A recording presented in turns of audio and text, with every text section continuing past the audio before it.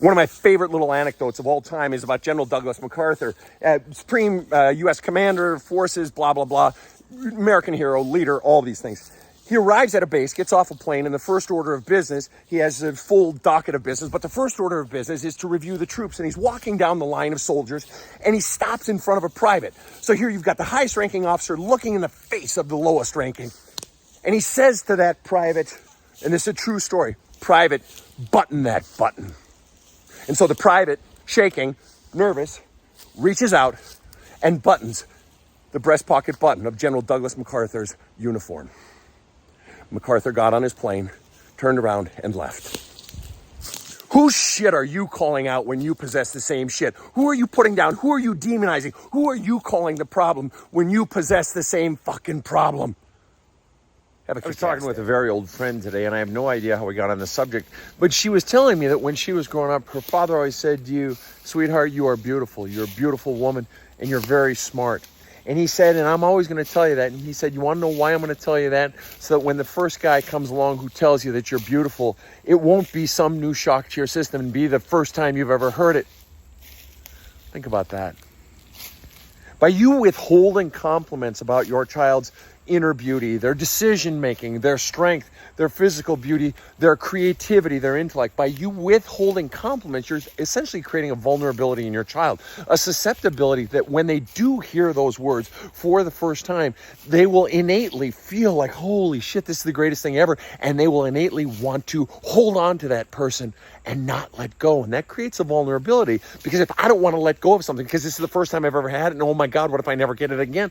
It creates a vulnerability, because then you'll sacrifice yourself potentially to keep someone who makes you feel a way that you've never felt before. So has it occurred to you that by sending negative messaging to your child, or simply an absence of positive messaging, you're actually creating vulnerability? You may think you're toughening them up, but you're creating a vulnerability for later in life when they do hear those words and they don't want to let go.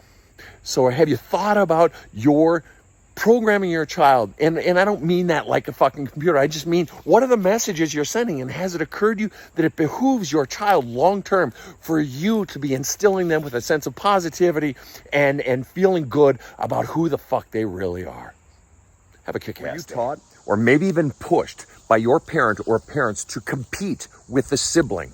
And maybe it was explicit or maybe it was implicit, but were you set up against your very siblings? I see this so much in 20-year-olds, 30-year-olds, 40-year-olds, 50-year-olds, and so much older. I had a son of a father just this week who said, "Oh yeah, my father pitted us against each other.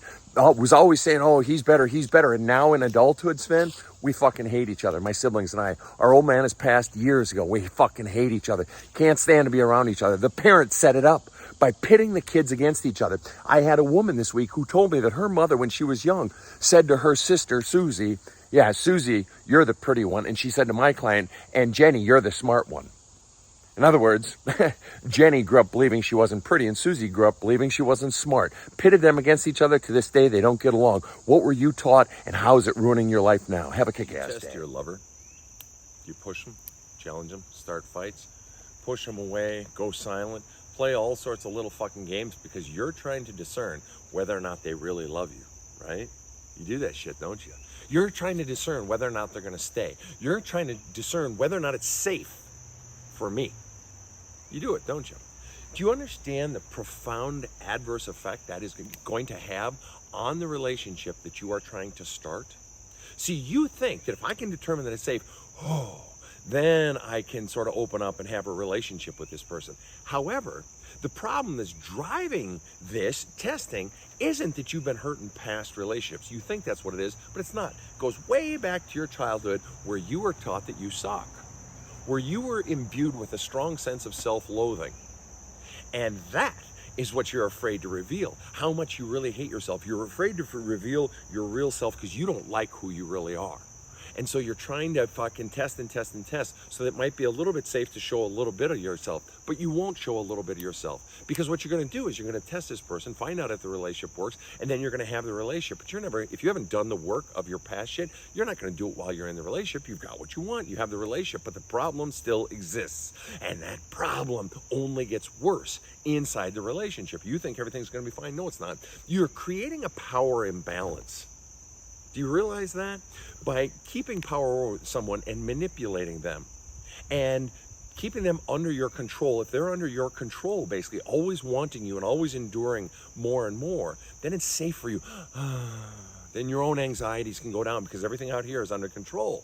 Right, but here's what it happens. It creates that power imbalance where you have power over them, and that's not healthy for a fucking relationship. And this person might very well get sick of it and exit, which was the very thing you were afraid of to begin with, weren't you? But even worse, they'll stay. And because that power imbalance has been created early in the relationship, you'll maintain it because it's very hard to let go of that, especially when you feel safe and in control. And you'll escalate that power imbalance. You'll start accusing them of shit they didn't do. You'll start refusing to take responsibility for anything because it's so much safer. I don't have to be vulnerable at all. So your fear of showing your real self, for fear that they won't like it, for fear they'll see how crappy you really are, or at least you think you are, that causes you to create even more and more pain on the other person. And you'll blame them. And they'll be the villain of every fucking story. And you'll say, oh, they're awful and so forth, when what's really driving the equation, your inability to take responsibility for your actions, your inability to, unwillingness to act responsibly in a relationship will cause you to make them the problem. And it's been a lie the whole time. It's because you're afraid to open up and reveal all the shit that you were taught about yourself from your past. Do you see how this isn't so good? The testing only gets worse. You think you're going to stop? You're not going to stop. You're going to use that leverage you have to hurt the other person and keep yourself in a position of power in the relationship, and that is not a basis for a healthy relationship. Fear is never a healthy basis for a loving relationship, and you are ultimately afraid of the shit going on inside of you. So, who are you fucking with by testing, and what relationship are you fucking up? What later relationship are you fucking up right now? Because of the testing and the power imbalance and the fear that's driving the equation. And for those on the other side of it, who's fucking with you by their testing? One of the single dumbest things that I hear parents routinely say to kids, and I've been working with kids as a former NCAA strength coach, former pastor. I have a counseling practice in New York City. I've been working with kids and adults of all ages, but particularly kids and their parents for decades, 3 decades. And one of the consistently most stupid things that I hear parents say to their kid when their kid is considering this particular career, or they have this vision for what they want to do for their life, or they want to pursue this dream, or they just want to try this field of study to see what it feels like, see how it looks. And the parent says, but you can't make any money off that. Dumbest fucking thing ever. Do you want to know why? Because everything can be monetized. Fuck, everything is monetized. Everything, air, sun, water. Think of all the ways that sunlight alone is monetized. From tanning lotion to the tourism industry to fucking solar panels on tops of buildings, astrophysicists studying the sun, melanoma doctors treating cancer of the skin. Anything can be monetized. So why is a parent fucking doing that? Why would a parent say that bullshit line, you can't make money off it? Because the parent has some fears. Either you're gonna make me look stupid, or you're gonna fall flat on your face, as if that's a bad thing. All these parents say, the kids now aren't tough enough. Yeah, because you're not letting them fucking fall and make their own fucking mistakes. Because you gotta fucking control them because of your own fucking fears and your fucking criticisms. And you use the bullshit answer, if you can't make money at it, fuck you, dumbest fucking answer ever.